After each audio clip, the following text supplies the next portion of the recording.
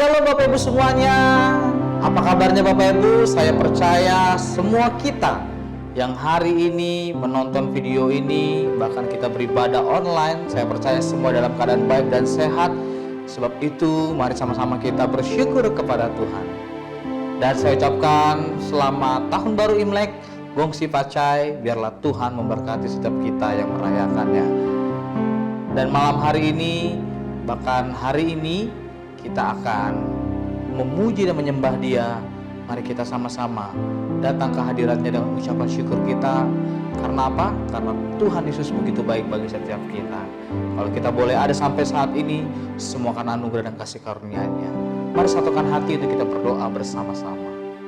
Bapa yang baik, kami bersyukur kalau kami ada sampai saat ini, kami tahu semua karena anugerah Tuhan, semua karena kasih karunia Tuhan. Dan terima kasih buat segala kepercayaan yang Tuhan berikan bagi setiap kami.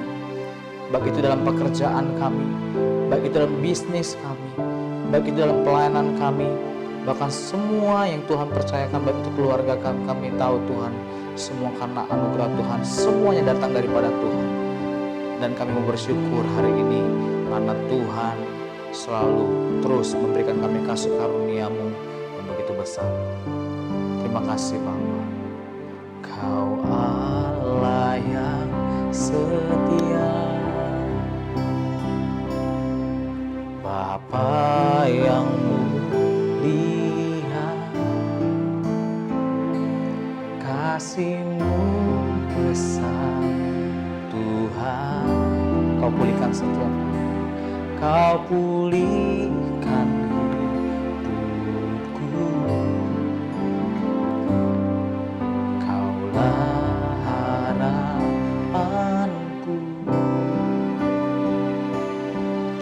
hidupku dalam-Mu.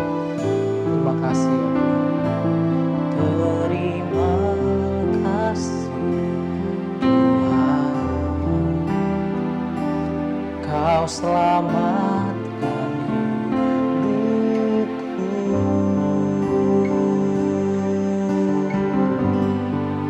Dengan apa kan ku balas segala kebaikan-Mu?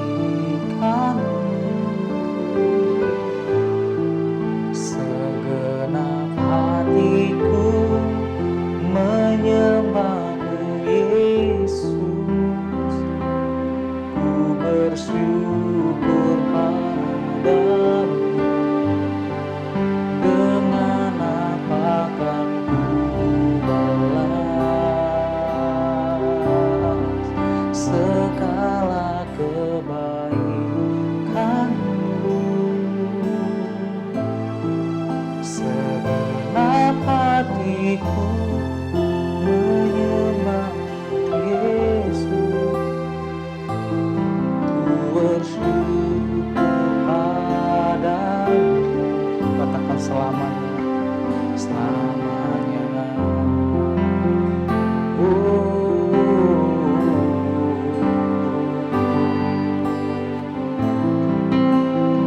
Kau Allah yang setia ya Tuhan. Katakan bersama-sama. Kau Allah yang setia, Bapa yang mulia, kasih-Mu besar Tuhan. Kau pulihkan hidupku. Kaulah pengharapan kami ya Bapa. Kaulah harapanku,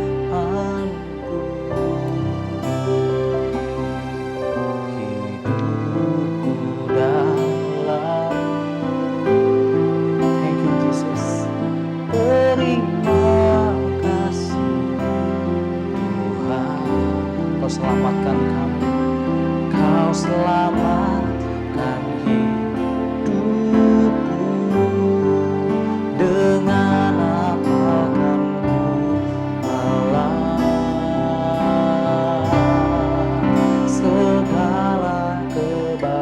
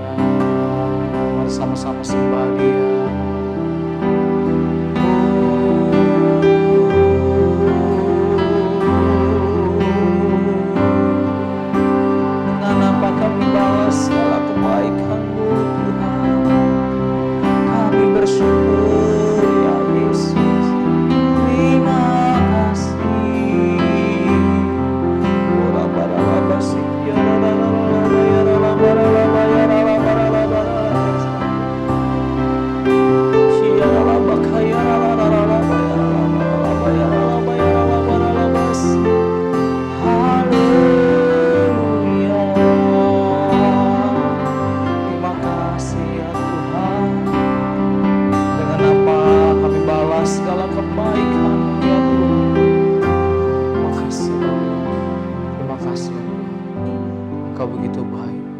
Sebab itu kami mau bersyukur kepada Tuhan, karena Tuhan begitu baik bagi kami. Persembahan online dapat ditransfer ke rekening gereja GBI My Home Rawasari, BCA dengan nomor rekening 38014671111 atas nama GBI Rawasari. DCMB Niaga dengan nomor rekening 8000940399900 atas nama Gereja Betel Indonesia Jemaat Rawasari.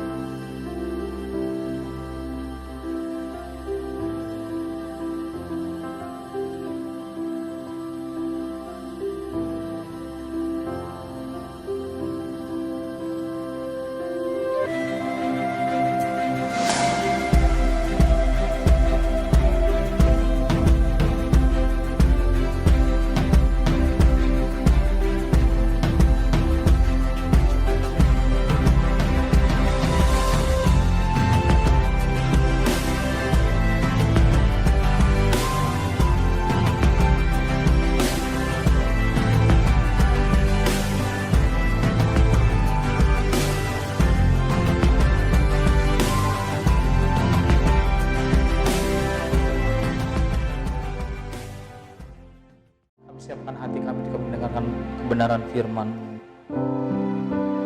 Makasih Tuhan. Terima kasih ya Tuhan. Betapa besar kasih-Mu Allah, sehingga Kau berikan Yesus padaku, supaya aku tidak binasa, melainkan beroleh hidup yang kekal. Katakan bersama-sama, sembah Kau. Sembah Kau, ku sembah Kau, Engkau yang layak untuk ku sembah, ku sembah Kau, ku sembah.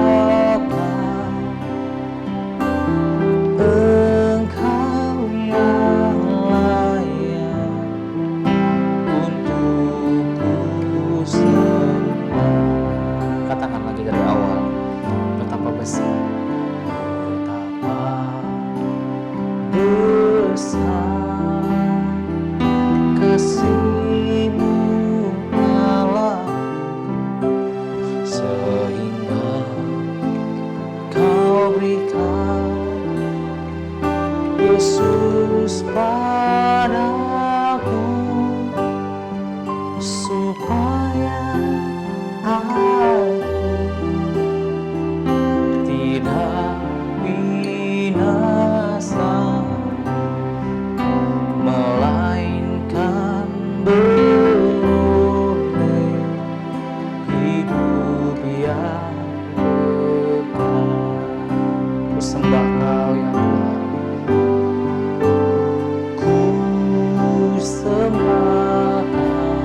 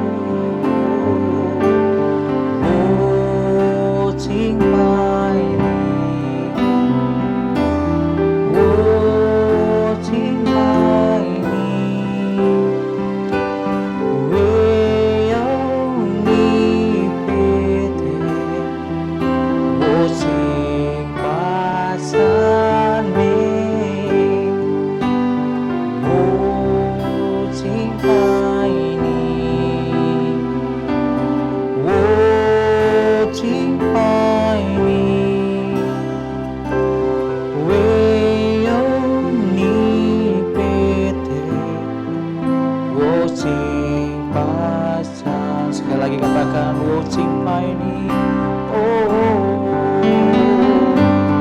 我敬拜你，我敬拜你，唯有你配得我敬拜赞美，我敬爱你，我敬爱你，唯有你配得我敬拜赞美，唯有你配得我敬拜赞美。Mari kita berdoa. Bapak, kami bersyukur untuk kesempatan pada hari ini. Tuhan menolong setiap kami, Tuhan membawa setiap kami untuk kami mengerti jalan-jalan Tuhan. Dan kami bersyukur kalau hari ini adalah hari yang istimewa, di mana hari ini adalah tahun baru bagi rekan-rekan kami yang Tionghoa. Kau yang memberkati setiap mereka yang merayakan, yang melakukan banyak perkara, dan kami mau Tuhan, malam hari ini kami berdoa, dan malam hari ini juga kami mendapatkan pencerahan yang daripada Tuhan. Urapi hamba-Mu dan berkati setiap kami. Dalam nama Tuhan Yesus kami berdoa, kami mengucap syukur. Amin. Shalom rekan-rekan, shalom Bapak Ibu yang saya kasihi. Terima kasih untuk kesempatan ini saya boleh diberikan kesempatan untuk menyampaikan sharing firman Tuhan. Dan sebelumnya saya mengucapkan selamat tahun baru bagi rekan-rekan dari suku Tionghoa, ya. Selamat tahun baru, juga selamat tahun baru Chinese, ya. Gong Xi Fa Cai untuk tahun baru di tahun 2022. Ada banyak hal yang orang berharap tentang tahun baru, ya. Sebuah harapan yang dikemukakan pada akhir tahun sebelumnya, dan mereka berharap banyak bahwa tahun 2022 ataupun tahun yang akan datang adalah sebuah tahun yang lebih baik, bisnis yang lebih baik, hubungan yang lebih baik, keadaan yang lebih baik, dan semua harapan-harapan itu mereka tuangkan biasanya di awal tahun baru. Nah, pada kesempatan malam hari ini saya ingin sharing sedikit tentang kebenaran bagaimana kita harus mempersiapkan tahun yang baru ini dengan paradigma yang baru, cara berpikir yang baru, cara bertindak yang baru. Karena begitu banyak orang berusaha untuk mengutamakan bisnisnya dibandingkan dengan keluarganya. Ada begitu banyak orang berusaha untuk mengutamakan apa yang dicapainya beberapa tahun yang lalu dibandingkan dengan hal-hal yang penting yang seharusnya dia lakukan. Nah, kesempatan malam hari ini saya hanya ingin mengajak, ada begitu banyak orang punya tujuan supaya bisnisnya bisa tercapai dengan baik. Ya, ada beberapa peluang-peluang bisnis yang mereka harapkan di tahun 2022 ini atau tahun baru Imlek ini. Mereka menginginkan sesuatu yang baru. Peningkatan yang tajam dari pendapatan mereka, keluarga mereka dipulihkan dan lain sebagainya. Nah, malam hari ini saya hanya ingin membicarakan tentang masalah investasi, ya. Investasi apa yang tepat di tahun baru Imlek, di tahun baru di tahun 2022 ini. Investasi apa yang terbaik? Kenapa? Karena begitu banyak, ada pamflet, ada flyer, ada ajakan-ajakan yang mengatakan ada 3 peluang bisnis, ada 6 peluang bisnis, ada 10 peluang bisnis, dan begitu banyak bisnis-bisnis yang ditawarkan. Nah, bisnis apakah sebenarnya yang bisa membuat kita bisa bertahan di hadapan Tuhan, dan bisnis yang menyukakan hati Tuhan? Ada begitu banyak bisnis yang membuat orang akhirnya menjauh daripada Tuhan. Nah, kesempatan malam hari ini saya ingin kita tidak sekedar mencari cuan, kita tidak sekedar mencari rezeki, kita tidak sekedar hanya mencari keuntungan dari setiap pekerjaan kita. Apakah sudah banyak cuan kita pada tahun yang lalu? tahun ke depan ini cuannya harus seberapa besar. Nah, ini yang harus kita pikirkan matang-matang ketika kita memasuki tahun yang baru. Ada begitu banyak penawaran investasi, saham, emas, dan lain sebagainya. Ada dalam bentuk mungkin deposito, ada dalam bentuk investasi dalam bentuk keuangan, asuransi, dan lain sebagainya. Tapi kalau kita melihat ada banyak hal yang terjadi, itu seringkali mengorbankan orang lain. Nah, kita mau belajar malam hari ini bagaimana berinvestasi dengan baik dan benar. Saya akan memberikan sebuah cuplikan video, bagaimana video ini menceritakan tentang untuk sebuah kehidupan saja orang berjudi, orang melakukan sebuah tindakan yang salah untuk menyelamatkan orang lain. Kita akan melihat cuplikan berikut. Setelah itu saya akan jelaskan betapa berbahayanya kalau kita tidak mengerti investasi yang benar di hadapan Tuhan. Kita akan lihat sebentar cuplikan berikut ini. 20 pounds! 20 pounds on my left! 30 pounds! 30 on my right! 50 pounds! 50! 70! 90! 90! 200 pounds! 200 pounds up there! Anyone else? Going! Gone!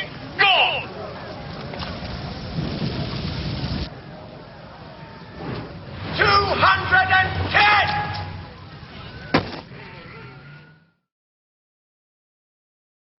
Barusan kita sudah melihat video yang saya tayangkan, ya. Kita bisa sama-sama melihat apa yang sebenarnya sedang terjadi, ya. Ada begitu banyak orang yang berusaha ingin menyelamatkan orang lain, tapi dengan satu tujuan. Apa yang bisa didapat dari pekerjaannya itu? Yang satu mengatakan akan lompat dari satu gedung, lalu dari tempat yang tinggi itu mereka katakan, saya akan korbankan $20 supaya saya bisa diselamatkan oleh tim pemadam kebakaran dari video yang tadi kita lihat. Yang lain mengatakan, tolong dulu saya akan memberikan $30, $50. Dan satu orang nenek-nenek mengatakan, saya akan memberikan $200. Lalu pemadam kebakaran ini akhirnya mengarahkan alat-alat bantunya untuk menyelamatkan nenek dari ketinggian gedung yang terjadi kebakaran tersebut. Ketika nenek ini sedang loncat, tiba-tiba yang di sebelahnya mengatakan, saya akan memberikan $220. Maka pemadam kebakaran ini langsung beralih, hanya gara-gara sekian dolar saja. Apakah itu sebuah bisnis yang berkenan di hadapan Tuhan? Tentu tidak, Bapak Ibu. Nah, oleh sebab itu kita mau melihat bisnis apa yang tidak mengecewakan, bisnis apa yang umurnya lebih panjang daripada bisnis-bisnis yang lain, investasi apa yang menyenangkan hati Tuhan, itu yang jauh lebih penting. Nah, malam hari ini saya ingin mengajak saudara untuk belajar tentang unshakable investment atau investasi yang tidak tergoncangkan. Apa itu investasi yang tidak tergoncangkan? Kalau Bapak Ibu melihat tayangan, ya, presentasi saya, di situ bicara tentang 1 talenta, 2 talenta, dan 5 talenta. Ini bicara juga tentang bisnis. Bagaimana seorang kaya yang diperumpamakan oleh Tuhan Yesus mempercayakan harta kekayaannya kepada 3 orang ini. Dan Alkitab berkata, masing-masing mengambil sesuai dengan kapasitasnya. Tidak pernah di situ dikatakan Tuhan memaksa ketiga orang ini. Tidak, Tuhan memberikan kepada mereka masing-masing sesuai dengan kemampuannya. Ya, oleh sebab itu malam hari ini saya ingin bagikan tentang Matius 25 ayat 14 dan sampai ayat yang ke-30, ya. Matius 25 ayat yang ke-15-nya dikatakan seperti ini. To every man according to his several ability. Ya, artinya dari satu orang yang menerima talenta, yang satu orang lagi menerima 2 talenta, dan yang satu orang lagi menerima 5 talenta, masing-masing sesuai dengan kemampuannya.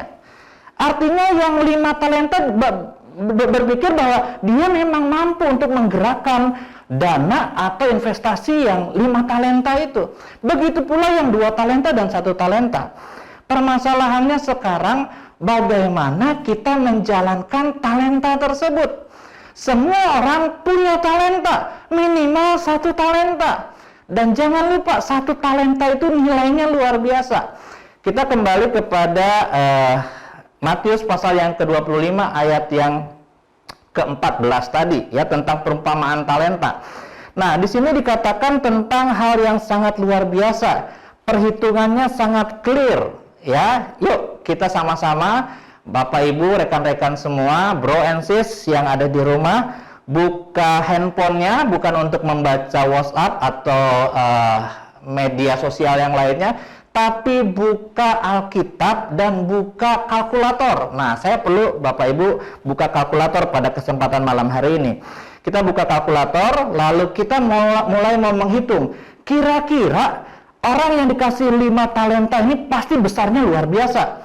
Yang 2 talenta pun begitu. Jangan saudara berpikir bahwa yang 1 talenta itu nggak ada nilainya sama sekali. Ya, kita akan mulai menghitung berapa sebenarnya nilai 1 talenta dalam bentuk rupiah.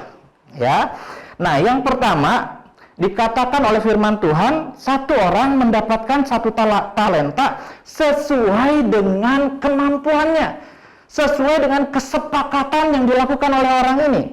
Alkitab bilang seperti apa? 1 talenta itu kalau dihitung kurang lebih sekitar 34 kg. Ya, 1 talenta. Lalu 1 kilogram itu beratnya sama dengan 1000 gram. Kalau dihitung kalau memakai talenta emas, ya. Nah, 1 talenta sama dengan 34 dikali 1000 gram, yaitu 34.000 gram. Ya, jumlahnya adalah 34.000 gram. Nah, sekarang kita hitung memakai gram emas Indonesia. Nah, kira-kira 1 bulan yang lalu saya pernah melihat harga emas Antam, ya, pada hari Kamis tanggal 16 Desember itu naik, ya, Rp3.000 dan harganya menjadi Rp927.000 per gram. Nah, kita mau konversikan, ya. Jadi 34.000 dikali 927.000 hasilnya berapa Bapak Ibu? Ya, silakan yang di rumah mungkin sudah mulai menghitung kira-kira berapa nilainya. 1 talenta emas yang dipercayakan pengusaha ini kepada hamba-hambanya. Ada yang mendapatkan 5 talenta, 2 talenta, dan 1 talenta. Jangan berpikir bahwa 1 talenta itu tidak ada harganya sama sekali. Ya, kita akan mulai menghitung. Kalau di smartphone itu akan tertulis 3,158E10. Mungkin Bapak Ibu mulai bingung. Jangan-jangan smartphone kita rusak. Kenapa harus ada E-nya? Kenapa tidak menjelaskan tentang angka yang sesungguhnya? No, ini adalah smartphone. Yang sering kali salah adalah otak kita, karena kita sering kali on, bukan smartphone, on phone. Ya, kenapa? Karena Alkitab karena smartphone saudara dengan jelas menghitung dengan rinci. Kalau ada E, berarti E itu adalah angka atau bilangan yang ada di belakang bilangan yang di depannya. Contoh di depannya ada 34, ada angka 3. Berarti ada 10 angka di belakang 3 tersebut. Tapi kalau Bapak Ibu mengetik secara memakai kalkulator lewat laptop, ya, ataupun mungkin tablet Bapak Ibu, ya, di situ dengan jelas tercantum 31.518 juta. Ya, nah di total ada 31,5 miliar rupiah yang diberikan pengusaha ini kepada hamba yang bisa menjalankan 1 talenta itu. Itu apakah uang yang kecil atau uang yang besar? Saya katakan itu adalah uang yang besar. Hanya orang bodoh yang tidak bisa menggunakan uang sejumlah 30 miliar lebih. Jangankan 30 miliar, uang 1 juta saja saya bisa lipat kali gandakan dengan mengusahakan sesuatu dan saya bisa jual kembali dari perolehan investasi yang 1 juta itu. Apalagi kalau jumlahnya berapa Bapak Ibu? Kalau jumlahnya adalah 31, miliar rupiah. Nah, saya berharap apa yang saya sampaikan pada kesempatan pada malam hari ini membuka wawasan kita, bahwa jangan pernah kita berpikir bahwa talenta kita ini terlalu sedikit. Ya, talenta kita ini terlalu sedikit dibandingkan dengan orang lain. Saya nggak bisa seperti dia, saya nggak bisa berkhotbah, saya nggak bisa menyanyi, saya nggak bisa bermain musik dan lain sebagainya. Bukan itu masalahnya.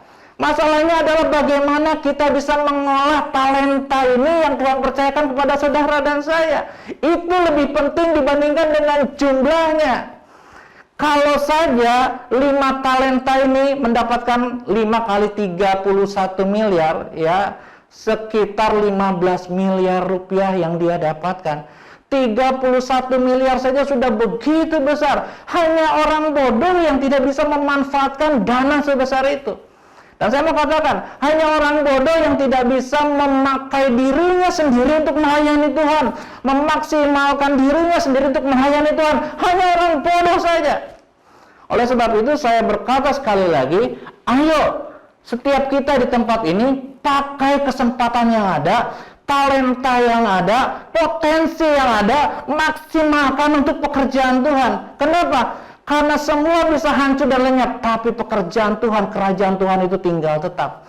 Inilah yang ingin saya sampaikan tentang investasi kerajaan. Ya, kita akan lanjut, kita akan bicarakan tentang investasi kerajaan. Ibrani pasal 12 ayat yang ke-28 berkata demikian. Jadi karena kita menerima kerajaan yang tidak tergoncangkan, marilah kita mengucap syukur dan beribadah kepada Allah menurut cara yang berkenan kepadanya dengan hormat dan takut. Tuhan memberikan sebuah kerajaan, dan kerajaan itu bicara tentang pelayanan kepada Tuhan. Bukan masalah bisnis saja, itu terlalu mudah bagi Tuhan. Kenapa Alkitab mengatakan, carilah dahulu kerajaan Allah dan kebenarannya, maka everything, semuanya itu akan ditambahkan kepadamu. Yang tadinya kita tidak punya, yang tadinya kita sudah punya, Tuhan menambahkan. Karena apa? Karena kita mencari kerajaan Allah. Ini adalah investasi yang penting di hadapan Tuhan. Semuanya bisa berlalu, semuanya bisa berantakan, tapi satu, melayani kerajaan Tuhan tidak pernah tergoyahkan. Alkitab sendiri berkata, karena kita menerima kerajaan yang tidak tergoncangkan. Orang mau mengalami masa pandemi, orang tidak lagi bekerja dan lain sebagainya, orang yang di dalam Tuhan itu nggak akan tergoncangkan. Bapak Ibu yang saya kasih, dari dulu saya selalu bekerja di dunia sekuler, ya. Terakhir saya masih menjabat sebagai konsultan IT di Polda dan Polres Bintan. Saya hanya ingin sampaikan, tahun 2019 saya tidak lagi bekerja, saya tidak lagi bekerja di sebuah badan misi internasional dari Hong Kong. Desember 2019 saya berhenti karena ada kerusuhan di Hong Kong dan ada begitu banyak kejadian-kejadian yang luar biasa, sehingga akhirnya mereka menarik kembali semua misi-misi mereka dari berbagai daerah yang termasuk yang ada di Indonesia. Dampaknya adalah ke saya. Banyak orang berkata, wah, Pak Diman udah nggak kerja lagi, sekarang lebih banyak di rumah dan lain sebagainya. Dan banyak orang mengalami kecemasan yang luar biasa. Tapi saya katakan, tidak dengan saya. Kenapa? Karena saya mengikuti sebuah kerajaan yang tidak tergoncangkan. Yang lain boleh bangkrut, yang lain boleh kehilangan pekerjaan, tapi saya tidak pernah Tuhan tinggalkan. Kenapa? Karena saya percaya Ibrani 12 ayat 28 ini bekerja sempurna di dalam keluarga saya dan dalam hidup saya. Sekali lagi saya mau katakan pada Bapak Ibu, ya, Ibrani 12 ayat 28, jadi karena kita menerima kerajaan yang tidak tergoncangkan, marilah kita mengucap syukur. Satu kuncinya adalah mengucap syukur. Satu kuncinya adalah berterima kasih untuk Tuhan yang sudah memberikan semua yang terbaik. Dari 2019 sampai masuk ke tahun 2022 ini, tidak sekalipun Tuhan meninggalkan saya. Tidak sekalipun saya mengemis-ngemis minta uang untuk makan saya dan keluarga saya. Tahun lalu anak saya lulus dari UPH dengan predikat cum laude.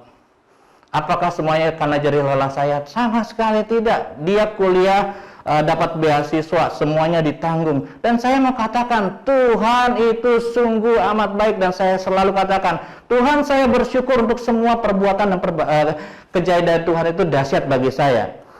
Tapi satu hal lagi yang jangan kita lupa, marilah kita mengucap syukur dan beribadah kepada Allah menurut cara yang berkenan kepada Tuhan. Cara yang berkenan bukan menurut cara kita, bukan menurut cara gereja kita, bukan menurut kebiasaan kita, tapi berkenan menurut caranya Tuhan. Dalam doa beberapa waktu yang lalu, Pak Pendeta Edi Juli, ya, Simanjuntak, menyampaikan satu khotbah yang sangat menarik.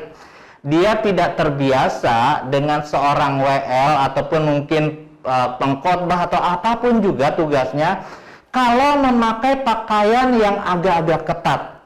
Kalau saya seringkali menyatakan begini, orang-orang kaya begini sering pakai kostumnya Avenger, ya, di mana otot paha, otot dada, otot tangan semuanya kelihatan dengan jelas.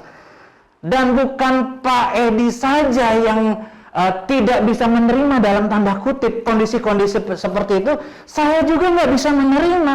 Kenapa? Apakah kita nggak bisa memakai pakaian, memakai kostum yang lebih sopan daripada memakai kostum Avenger, Marvel, DC Comics dan lain sebagainya, yang semua otot-otot kita itu sepertinya kelihatan dan dipamerkan kepada orang lain. Kita belajar Alkitab bagaimana orang-orang Lewi melayani Tuhan harus memakai destar, harus memakai gaun yang dikuduskan bagi Tuhan.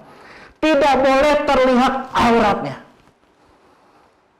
Bagaimana kita bisa melayani, beribadah kepada Tuhan kalau kita tidak menghormati hadirat Tuhan? Satu saat saya pernah melihat, ya, ada orang, ya, kita sedang ibadah di ruang gereja kita. Ada pemain musik yang main musik naik ke atas, lalu dia hanya pakai sendal capit, lalu dia hanya memakai celana pendek, rambutnya gondrong. Saya nggak tahu itu siapa. Tapi buat saya, bagaimana bisa melayani Tuhan dengan kondisi-kondisi seperti ini? Andaikan di situ ada Pak Jokowi, andaikan di situ ada wali kota Tanjung Pinang, andaikan di situ ada gubernur Kepulauan Riau, akankah kita berpakaian seperti itu? Lalu mungkin saudara berkata, tidak, kami akan berpakaian akan lebih sopan. Kalau Anda bisa melakukan hal seperti itu, lakukan juga buat Tuhan. Anda harus melayani Tuhan dengan takut dan hormat. Karena itu yang dinilai oleh Tuhan. Itulah investasi yang sebenarnya yang ingin saya sampaikan pada kesempatan malam hari ini. Sekali lagi, investasi yang saudara lakukan dalam bentuk penghormatan saudara, pengagungan yang terbaik kepada Tuhan, dari attitude saudara, dari cara saudara berpakaian, itu menentukan investasi saudara di hadapan Tuhan.